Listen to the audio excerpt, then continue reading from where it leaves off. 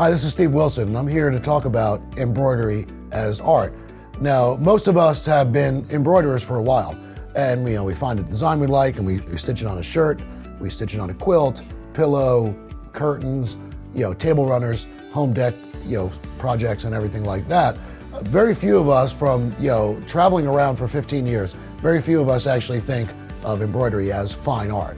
And about 2 years ago, I really started to explore that possibility, and since then I've created dozens of fine art pieces. Now, what I mean by fine art is these are pieces that you would see in an art gallery or a museum, and when you look around at all the pieces that you're seeing right now on camera, you could see the detail. Now, they're made with the same embroidery machines and similar fabric. The difference is, instead of cotton, I might be using Hermes or Chanel fabric, or really, honestly expensive fabric, and that kind of elevates the piece. And I started making these, a few years ago, and since then I've had several solo art shows, and we're carried in, galleries throughout the country, and we also have quite a few museum shows lined up. So what's the secret to creating embroidery as art? And I think it's employing a few different techniques, maybe that you're not used to. So instead of just fabric and thread, we'll also use techniques like 3D mounting. We'll use techniques like fabric painting and really fabric decorating. Now, the unique part about what we do as crafters, as embroiderers and such, is that most of us do lots of different things. It's not like we just do embroidery. A lot of us do painting, or garment decorating, or we use glitter, we do scrapbooking, and really embroidery as art combines all this stuff together. And you can see from the pieces on the walls that you're seeing right now is that our pieces range from 12 inches by 12 inches to 80 inches by 80 inches. And you could really take this onto whatever level you wanted to. So our first step when creating embroidery as art is the background. So you really start with basic quilt blocks. So quilts are art pieces in themselves. So we're showing you some real basic patterns. So this collection comes with a lot of different patterns. Here's a standard diamond pattern, a tighter diamond pattern. You could choose whatever fabric you like for these. This is more of a folded fabric, chevron, folded fabric stripe, and some more like wave patterns. All right, so we're creative in picking our fabrics, and we create a beautiful background, and we could essentially mount a 3D piece right on top of this, which we're going to show you how to do.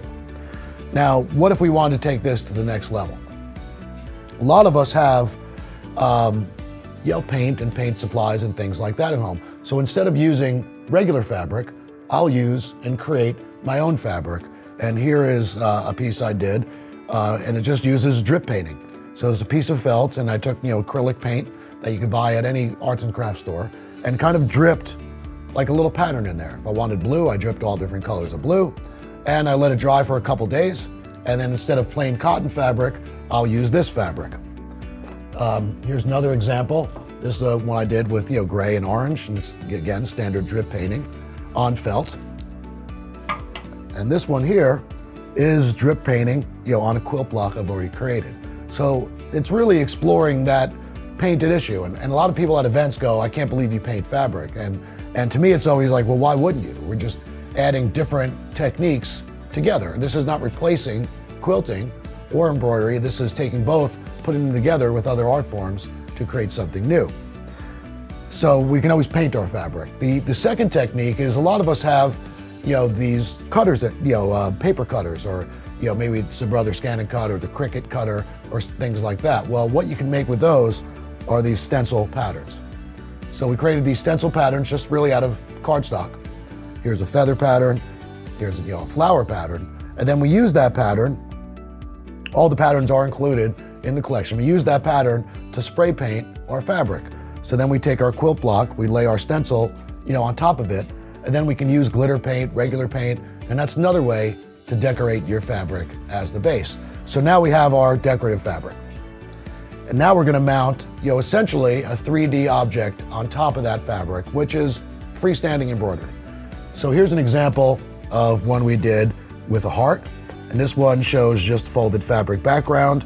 It shows a 3D heart done as confetti style applique, which is an option.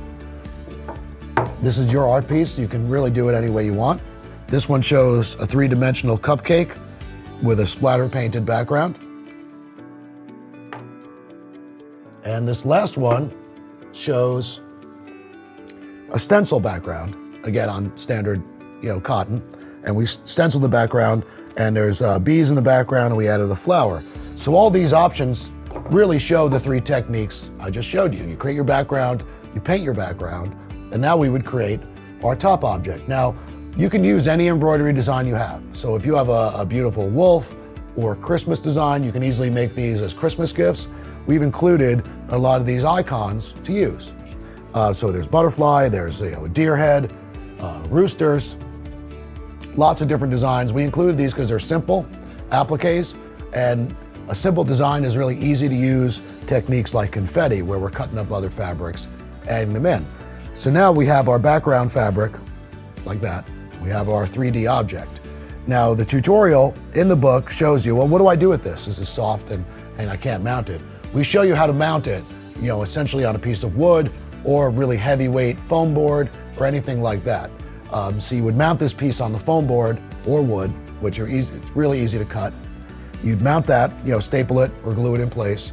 And then we actually cut, out of foam board or cardboard or, any other, sturdy object that's easy to manipulate. You would cut your stencil for this object. And then the two are placed together, essentially glued in place. And then you have this, which now went from fabric essentially to a canvas. And that's really how these pieces are created. So you start with the background, you create your object, and you mount them together. Now we did these in shadow box frames, essentially that you purchase at any craft store, Michael's, places like that. You could buy the frame in the right size, and then you mount these together, and it winds up being behind glass and a beautiful piece of art when you're finished. So if you wanted to create a gift for somebody, this is, to me, the ultimate way to do it. You don't have to worry about sizes. You don't have to worry about, is it going to fit that person? Is it going to fit in there? Is this pillow going to match their couch? This is a piece of artwork that's separate. So this is really basic techniques on creating art. Again, manipulating fabric, painting the fabric, and adding 3D objects to it. So this is a really fun class that's going to get your first step into the art world. And imagine, selling these at craft shows and events and things that you sell right now. It has a completely different look and more, I think, permanence than just a pillow or a table runner and things like that. So I hope you enjoyed the introduction to Embroidery as Art, and we look forward to, in the coming months, to really show you other ideas and ways to take your embroidery to the next level.